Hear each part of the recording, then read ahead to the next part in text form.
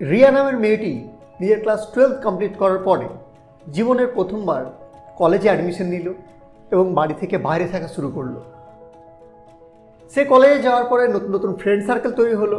সে ফ্রেন্ডসদের মধ্যে একজন যার নাম আবির, তার সঙ্গে একটু ভাইব ম্যাচ হলো, তার সঙ্গে বেশি বেশি কথাবার্তা শুরু হলো তার। এবং এই কথাবার্তার পরেই তারা কিন্তু আস্তে আস্তে বাইরে ঘুরতে যাওয়া শুরু করলো, বাইরে ডিনারে যাওয়া শুরু করলো, অর্থাৎ একে অপরের সঙ্গে ডেটস করতে শুরু করলো। This pasta is amazing. Stacy. And this steak is cooked perfectly. I'm glad we came here.